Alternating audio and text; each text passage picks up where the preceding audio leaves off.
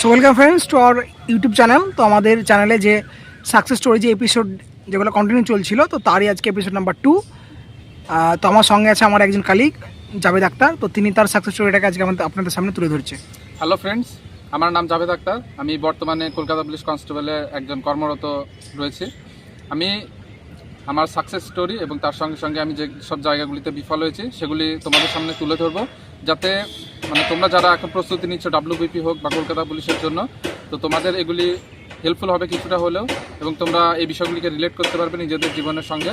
তো তার জন্যও আজকে আমাদের যে এপিসোড নাম্বার 1 যেটা এসেছিলো, তারপরে আজকে এপিসোড নাম্বার 2 আসছে। তো আজকের ভিডিওতে সমস্ত ডিটেলস আলোচনা করব যে আমি কী পরীক্ষা দিয়েছি এবং কোথায় ব্যর্থ হয়েছি, কীভাবে সফলতা পেলাম, তো সমস্ত বিষয় তোমাদের সামনে তুলে ধরবো। তো আমি প্রথমে নিজের লাইফ জার্নি সম্পর্কে কিছুটা বলি। আমি 2016 সালে মাধ্যমিক পাস করি, 2018 সালে উচ্চ মাধ্যমিক পাস করি এবং তারপরে 2021 সালে গ্র্যাজুয়েশন পাস করি। 2021 সালে যখন আমি গ্র্যাজুয়েশন আমার কমপ্লিট হয়, তো তারপরে আমি সরকারি চাকরির জন্য প্রস্তুতি শুরু করি এবং 2021 সালের শেষের দিকে ডাব্লিউবিপি কনস্টেবল 2020 প্রিলিমস এক্সামটা ছিল, এবং এই প্রিলিমস এক্সামটা দেওয়ার জন্য আমার যে নলেজটুকু ছিল এবং তার গ্র্যাজুয়েশনের পরে আমি 1-1.5 মাস মতো সময় পেয়েছিলাম এই পরীক্ষাটার প্রস্তুতি নেওয়ার জন্য। তো সেই সময়টাকে আমি ভালোভাবে প্রিপারেশন নিই এবং পরীক্ষাটা দিতে যাই। তো আমি মোটামুটি যেরকম চেয়েছিলাম ততটা ভালো আমার এই এক্সামটা হয়নি, কিন্তু যতটা পাস করার জন্য যতটুকু প্রয়োজন ততটুকু আমার হয়েছিল বলে আমি আশাবাদী ছিলাম, এবং তার জন্য আমি ভালোভাবে মাঠের প্রস্তুতি শুরু করি। এবং মাঠের প্রস্তুতি এবং তার সঙ্গে সঙ্গে সেই অফ টাইমগুলোতে আমি অবশ্যই মেনের জন্য ভালোভাবে প্রস্তুতি নিতাম। এবং 2022 সালে যখন এই প্রিলিমস এক্সামের রেজাল্টটা আসলো মার্চ মাস নাগাদ, তো তখন দেখলাম যে প্রিলিমস এক্সামে পাস করেছি, এবং তারপরে মাঠের প্রস্তুতি তো ভালোভাবেই হয়েছিল, কারণ একটা দীর্ঘ সময় প্রায় 6 মাস মতো সময় পেয়েছিলাম মাঠের জন্য। তো মাঠের ডেট যখন পড়ে তো মাঠে গেলাম, তো খুবই ভালোভাবে মাঠটা পাস করেছিলাম। এবং তারপরে মেন্স এক্সামেরও প্রস্তুতি সঙ্গে সঙ্গে চলছিল। মেন্স এক্সামের একটা টাইম পেলাম মাঠের পরে 1.5 মাস মতো। তো সেই সময় মেন্স এক্সামটা ক্লিয়ার করতে আমার সুবিধা হয়েছিল, কারণ অনেকটা টাইম 7 বা 7.5 মাস সময় যেহেতু ছিল। তো মেন্স এক্সামটা পাস করার পরে ইন্টারভিউর জন্য প্রস্তুতি নিই। তো ইন্টারভিউ আমাদের হয়েছিল দুর্গাপুরে।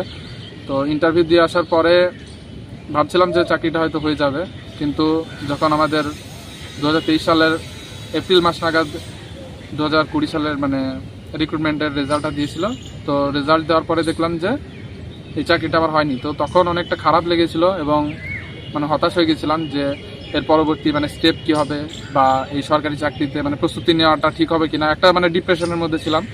তো তারই মাঝে আমাদের কলকাতা পুলিশ কনস্টেবলের ফর্মটা ফিল আপ হয়েছিল। তো দেখলাম যে সামনে তো কলকাতা পুলিশ কনস্টেবলের এক্সামটা হবে, তো সেটার জন্য ভালোভাবে প্রস্তুতি নেওয়া যাক, এবং তার সঙ্গে সঙ্গে ডাব্লিউপিএসআই বা কেপিএসআই এর জন্য প্রস্তুতি নিতাম। তো কলকাতা পুলিশ কনস্টেবলের এক্সামটা তার 2 মাস মতো পরেই ছিল। তো কলকাতা পুলিশ কনস্টেবল এক্সামের জন্য ভালোভাবে প্রস্তুতি শুরু করি, এবং জুন মাস নাগাদ 2023-এ প্রিলিমস এক্সামটা হয়েছিল কলকাতা পুলিশ কনস্টেবলের। তো এক্সামটা যখন দিয়ে আসলাম তখন বুঝতে পারলাম যে এবার খুব ভালোভাবে পাস করব, কারণ এবার মার্কসটা একটু আগে থেকে ভালো ছিল। তো তার জন্য ভালোভাবে মাঠের প্রস্তুতি শুরু করি, এবং এর আগে যেহেতু ডাব্লিউবিপি কনস্টেবলেরও মাঠ আমি ক্লিয়ার করেছিলাম, তো একটা পজিটিভ ব্যাপার ছিল যে এবারও হয়তো ক্লিয়ার হয়ে যাবে মাঠটা। এবং আমাদের মাঠ পড়েছিল হচ্ছে ব্যারাকপুরে। তো ব্যারাকপুরে যখন মাঠে যাই, তার আগে একটা ঘটনা ঘটেছিল। আমার পায়ে একটা চোট হয়ে গেছিলো, মাঠের 1 মাস মতো আগে হঠাৎ করে একটা কাঁচ বুকে গিয়েছিল। তো তার জন্য আমি প্রায় 10 দিন মতো রান করতে পারিনি, ওই কাঁচটা বের করতে হয়েছিল কেটে। তো 10 দিন মতো রান অফ ছিল। তবে আমি কখনো হতাশ হইনি যে রান পাস করতে পারবো না, কারণ আমি এর আগেও রান পাস করেছিলাম। তো তার জন্য একটা পজিটিভ ব্যাপার ছিল। আর অনেকদিন আমি যেহেতু প্রিপারেশন নিচ্ছিলাম রানের জন্য, তো পজিটিভ ছিলাম যে রানটা পাস করে যাব। তো আমাদের রান পড়েছিল হচ্ছে ব্যারাকপুরে নভেম্বর মাসে সম্ভবত 2023 সালের। তো রানে যখন যাই তো রানে পাস করি। তো মাঠ পাস করার পরে মেন্সের জন্য মাঠের সঙ্গে সঙ্গে যেহেতু মেন্সেরও প্রস্তুতি চলছিল, তো মাঠ পাস করার পরে সরাসরি ভালোভাবে মেন্সের জন্য প্রস্তুতি শুরু করি। আর আমি জানতাম যে মেন্স এক্সামটা যদি ভালোভাবে দিতে পারি, তো ইন্টারভিউ যেহেতু 15 নাম্বার আছে এবং মোটামুটি সবাই একটা অ্যাভারেজ নাম্বার পেয়েই যায়, তো সেক্ষেত্রে খুব একটা বড় হেরফের হবে না। কিন্তু মেন্স এক্সামটা যদি ভালো দিই, বাকিদের থেকে যদি একটু নাম্বার এগিয়ে রাখতে পারি, তো সেক্ষেত্রে সিলেকশন হওয়ার সম্ভাবনা বেশি থাকবে। যে অভিজ্ঞতা আমি পেয়েছিলাম এর আগে ডাব্লিউবিপি কনস্টেবল 2020-তে বাদ যাওয়ার পরে, তো মেন্স এক্সামটা ভালোভাবে প্রস্তুতি শুরু করি এবং মেন্স এক্সামটা ভালোভাবে দিয়েও, এবং যখন বাড়ি এসে নাম্বার দেখলাম যে 60 আপ থাকছে, তো সেক্ষেত্রে আমি পজিটিভ ছিলাম যে 85-এর মধ্যে যখন 60 আপ থাকছে, আর আমরা যেহেতু ওবিসি ক্যাটাগরিতে বিলং করি, তো সেক্ষেত্রে কাট অফটা একটু কম যায়। তো আমি ভেবেছিলাম যে এবার হয়ে যাবে সহজেই, এবং যখন রেজাল্ট দিল দেখলাম যে আমাদের ওবিসিতে কাট অফ গেছিল 46.5 এরকম, আর আমার নাম্বার ছিল হচ্ছে 61, এবং আমি জেনারেল থেকে পাস করেছিলাম। তো তারপরে দেখলাম যে নাম্বার যেহেতু একটু ভালো আছে, ইন্টারভিউটা মোটামুটি একটু ভালো দিতে পারলে মানে পাস হয়ে যাবে এবং সিলেকশনটা হয়ে যাবে। তো এর আগেও একবার ইন্টারভিউ দিয়েছিলাম WBP কনস্টেবলের, তো এবার ভাবছিলাম যে ইন্টারভিউটা সেরকম বা তার থেকে একটু ভালো যাতে করা যায়, তাহলে সিলেকশনটা হয়ে যাবে। তো ইন্টারভিউ যোদ্ধার দিয়ে প্রস্তুতি শুরু করি, এবং ইন্টারভিউ ছিল আমাদের অম্বিকা নগরে। তো ইন্টারভিউ যখন দিয়ে আসলাম, তখন ইন্টারভিউ মানে দেওয়ার পর আমি স্যাটিসফাই ছিলাম যে এবার সিলেকশনটা হয়ে যাবে। তারপরে আমাদের ফাইনাল মেরিট দিল 2024 সালের ফেব্রুয়ারি মাসের 9 তারিখে। তো সেদিন দেখলাম যে সিলেকশন হয়ে গেছে, তো খুবই খুশি হয়েছিলাম। আর তার সঙ্গে সঙ্গে আমার মানে দাদা যেহেতু সিলেকশন এটাতে পেয়েছিল, তারও কোনো দিন একটা মানে এক্সপিরিয়েন্স ভিডিও এই চ্যানেলে আসবে। তো দুই ভাই একসঙ্গে সিলেক্ট হয়েছে, তো সেক্ষেত্রে আরও মানে বেশি খুশি হয়েছিল। এবং তারপরে মেডিকেল ভিআর যে প্রসেসগুলো থাকে, তো সেগুলি কমপ্লিট করার পরে আজকে ট্রেনিং আমাদের মানে ট্রেনিং সেন্টারে চলে যায়, এবং আজ ট্রেনিং দেখতে দেখতে 5 মাস কমপ্লিট হয়ে গেল। তো আপকামিং তোমরা যারা WBP বা কলকাতা পুলিশ কনস্টেবলের জন্য প্রস্তুতি নিচ্ছ, বা SI লেভেলের যারা প্রস্তুতি নিচ্ছ, যে কোনো মানে এক্সাম দেওয়ার ক্ষেত্রেই মানে এক্সামগুলো হয় কি একটা মানে টাইম টেকিং ব্যাপার থেকে সিলেকশনটা গোটা প্রসেসটাকে কমপ্লিট করার ক্ষেত্রে।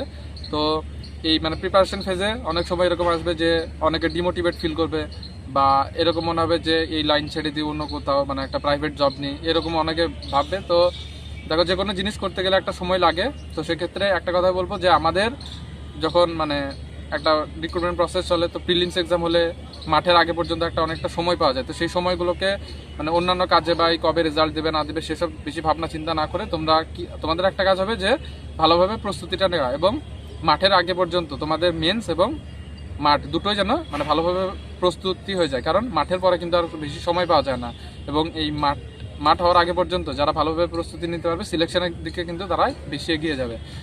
আর মাঠ যখন পাস করে যাবে, তো তখন তো যে 1-1.5 মাস সময় পাবে, সেগুলো বেশিরভাগ মানে মক টেস্ট বা এইসব দিয়ে তোমাদের নাম্বারটাকে আরও বেশি গ্রো করতে হবে। তো এখন সম্ভবত তোমাদের যে পরীক্ষা আছে WBP বা KP-র, তো তার জন্য তোমরা ভালোভাবে প্রস্তুতি নাও, এটাই বলবো। আর তো আমাদের যে আজকের ভিডিওটা এই পর্যন্তই। তো তিনি তার লাইফের যে জার্নি যেটা ছিল সেটা সম্পর্কে তিনি ডিসক্রাইব করলেন বিস্তারিত। আর বেশি ভিডিওটাকে বড় করবো না, তো আমাদের ভিডিও এখানে শেষ। ধন্যবাদ।